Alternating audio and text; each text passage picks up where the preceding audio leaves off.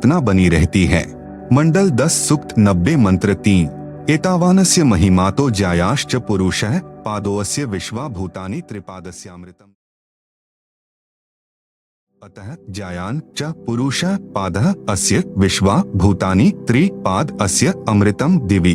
अनुवाद अस्य यानी इस अक्षर पुरुष अर्थात परब्रह्म की तो एतावान यानी इतनी ही महिमा यानी प्रभुता है, च यानी तथा, पुरुषः यानी वह परम अक्षर ब्रह्म अर्थात पूर्ण ब्रह्म परमेश्वर तो अतः यानी इससे भी ज्यायान यानी बड़ा है, विश्वा यानी समस्त, भूतानी यानी क्षर पुरुष तथा अक्षर पुरुष तथा इनके लोकों में तथा सत्यलोक तथा इन लोकों में जितने भी प्राणी हैं, अस्य यानी इस पूर्ण परमात्मा परम अक्षर पुरुष का, पादः यानी एक पैर है अर्थात एक अंश मात्र है, अस्य यानी इस परमेश्वर के, त्रि यानी तीन, दिवि यानी दिव्य लोक जैसे सत्यलोक, अलख लोक, अगम लोक, अमृतम यानी अविनाशी, पाद यानी दूसरा पैर है अर्थात जो भी सर्व ब्रह्मांडों में उत्पन्न है वह सत्य पुरुष पूर्ण परमात्मा का ही अंश या अंग है।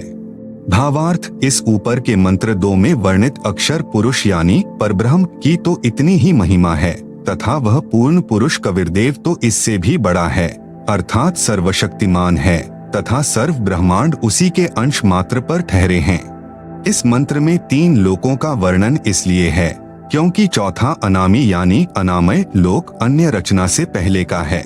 यही 3 प्रभुओं यानी क्षर पुरुष, अक्षर पुरुष तथा इन दोनों से अन्य परम अक्षर पुरुष का विवरण श्रीमद् भगवत गीता अध्याय 15 श्लोक संख्या 16-17 में है। इसी का प्रमाण आदरणीय गरीबदास साहेब जी कहते हैं कि गरीब जाके अर्धरूम पर सकल पसारा, ऐसा पूर्ण ब्रह्म हमारा, गरीब अनंत कोटि ब्रह्मांड का, एक रति नहीं भार, सतगुरु पुरुष कबीर हैं कुल के सृजनहार। इसी का प्रमाण आदरणीय दादू साहेब जी कह रहे हैं कि जिन मोह को निज नाम दिया सोई सतगुरु हमार, दादू दूसरा कोई नहीं, कबीर सृजनहार। इसी का प्रमाण आदरणीय नानक साहेब जी देते हैं कि यक अर्ज गुफ्तम पेश तो दर कून करतार, हक्का कबीर करीम तू बेअब परवरदिगार। आप सुन रहे हैं जगत गुरु तत्वदर्शी संत रामपाल जी महाराज द्वारा लिखित पुस्तक गीता तेरा ज्ञान अमृत का पेज नंबर 162, श्री गुरु ग्रंथ साहेब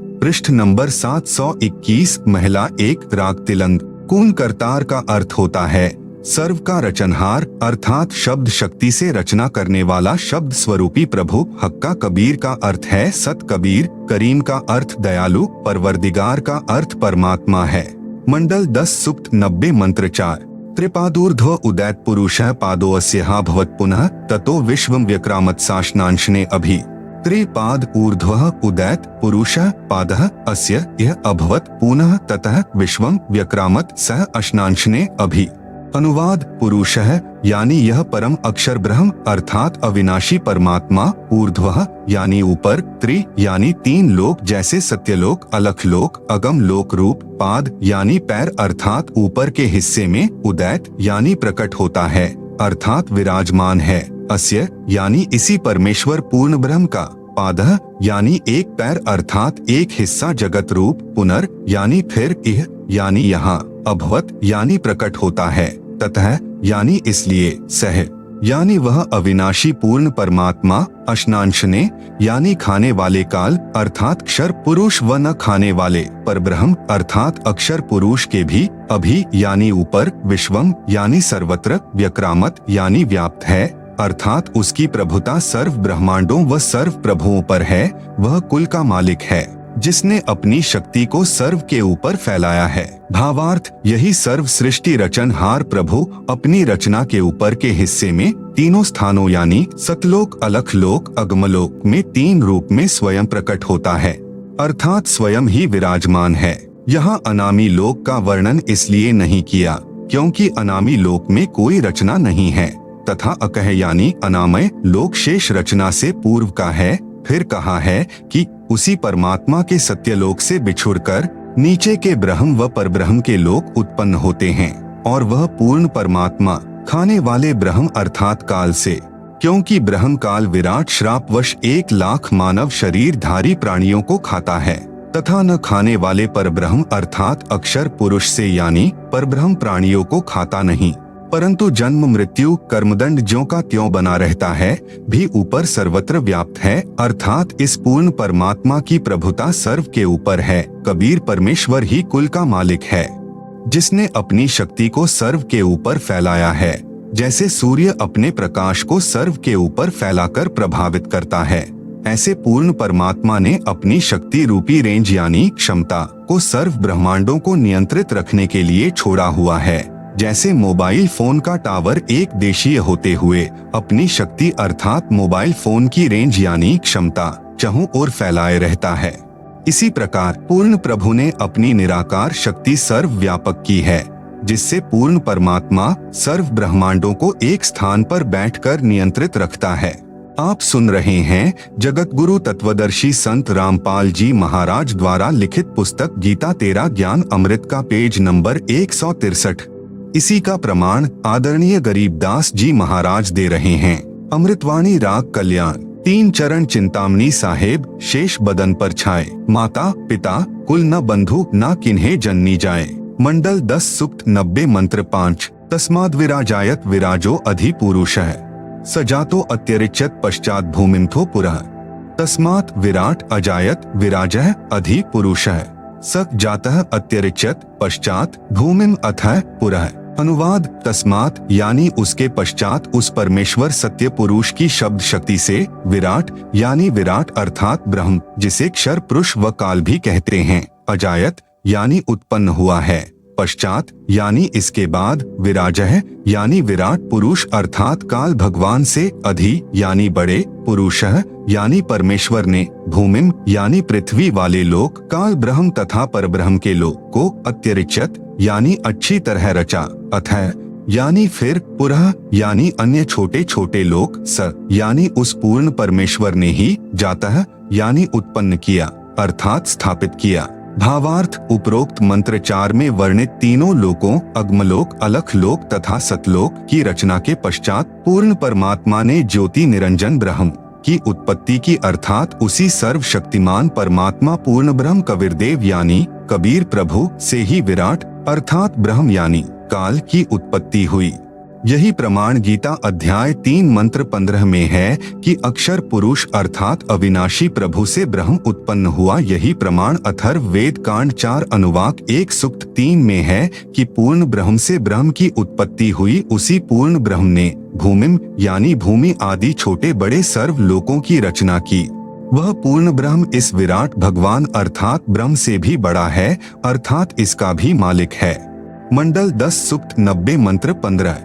सप्तास्यासन परिध्यस्त्रः सप्त समिधः कृता देवा यद्यज्ञं तन्वाना अबध्नन् पुरुषं पशुं। सप्त अस्य आसन परिधयः त्रिसप्त समिधः कृता देवा यत् यज्ञं तन्वानाः अबध्नन् पुरुषं पशुं। अनुवाद सप्त यानी 7 संख ब्रह्मांड तो परब्रह्म के तथा त्रिसप्त यानी 21 ब्रह्मांड काल ब्रह्म के, समिधः यानी कर्मदंड दुख रूपी आग से दुखी, कृता यानी करने वाले, परिधयः यानी गोलाकार घेरा रूप सीमा में, आसन यानी विद्यमान है, यत यानी जो, पुरुषम यानी पूर्ण परमात्मा की, यज्ञम यानी विधिवत धार्मिक कर्म अर्थात पूजा करता है, पशुम यानी बलि के पशु रूपी काल के जाल में कर्म बंधन में बंधे, देवा यानी भक्तात्माओं को, तनवाना है यानी काल के द्वारा रचे अर्थात फैलाए पाप कर्म बंधन जाल से, अबधनन यानी बंधन रहित करता है अर्थात बंदी छुड़ाने वाला, बंदी छोड़ है। आप सुन रहे हैं जगत गुरु तत्वदर्शी संत रामपाल जी महाराज द्वारा लिखित पुस्तक गीता तेरा ज्ञान अमृत का पेज नंबर 164। भावार्थ 7 संख ब्रह्मांड पर ब्रह्म के तथा 21 ब्रह्मांड ब्रह्म के हैं, जिनमें गोलाकार सीमा में बंद पाप कर्मों की आग में जल रहे प्राणियों को वास्तविक पूजा विधि बताकर सही उपासना करवाता है, जिस कारण से बलि दिए जाने वाले पशु की तरह जन्म मृत्यु के काल यानी ब्रह्म के खाने के लिए तप्तशिला के कष्ट से पीड़ित भक्तात्माओं को काल के कर्म बंधन के फैलाए जाल को तोड़कर बंधन रहित करता है अर्थात बंधन छुड़वाने वाला बंदी छोड़ है। इसी का प्रमाण पवित्र यजुर्वेद अध्याय 5 मंत्र 32 में है कि कविरंघारिसी, कविर यानी कबीर परमेश्वर, अंग यानी पाप का, अरि यानी शत्रु, असी यानी है अर्थात पाप विनाशक कबीर है। बम्भारसी बम्भारी यानी बंधन का शत्रु अर्थात बंदी छोड़ कबीर परमेश्वर असी यानी है। मंडल 10 सूक्त 90 मंत्र 16। यज्ञेन यज्ञमयजंत देवास्तानि धर्माणि प्रथमान्यासन तेह नाकम महिमानः सचंत यत्र पूर्वे साध्याः सन्ति देवाः। यज्ञेन अयज्ञम अयजंत देवाः तानि धर्माणि प्रथमानि आसन ते ह नाकम महिमान सचंत यत्र पूर्वे साध्याः सन्ति देवाः। अनुवाद जो देवाः यानी निर्विकार देव स्वरूप भक्तात्माएं, अयज्ञम यानी अधूरी गलत धार्मिक पूजा के स्थान पर, यज्ञेन यानी सत्य भक्ति धार्मिक कर्म के आधार पर, अयजंत यानी पूजा करते हैं, तानी यानी वे, धर्माणी यानी धार्मिक शक्ति संपन्न, प्रथमानी यानी मुख्य अर्थात उत्तम, आसन यानी हैं, तेह यानी वे ही वास्तव में, महिमानः यानी महान भक्ति शक्ति युक्त होकर, साध्याः यानी सफल भक्त जन, नाकम यानी पूर्ण सुखदायक परमेश्वर को, सचंत यानी भक्ति निमित्त कारण अर्थात सतभक्ति की कमाई से प्राप्त होते हैं, वे वहां चले जाते हैं। यत्र यानी जहां पर, पूर्वे यानी पहले वाली सृष्टि के, देवाः यानी पाप रहित देव स्वरूप भक्त आत्माएं, संति यानी रहती हैं। भावार्थ जो निर्विकार यानी जिन्होंने मांस, शराब, तंबाकू सेवन करना त्याग दिया है तथा अन्य बुराइयों से रहित है, वे देव स्वरूप भक्त आत्माएं शास्त्र विधि रहित पूजा को त्याग कर शास्त्रानुकूल साधना करते हैं, वे भक्ति की कमाई से धनी होकर, काल के ऋण से मुक्त होकर, अपनी सत्य भक्ति की कमाई के कारण उस सर्व सुखदायी परमात्मा को प्राप्त करते हैं, अर्थात सत्यलोक में चले जाते हैं, जहां पर सर्वप्रथम रची सृष्टि के देव स्वरूप अर्थात पाप रहित हंस आत्माएं रहती हैं। जैसे कुछ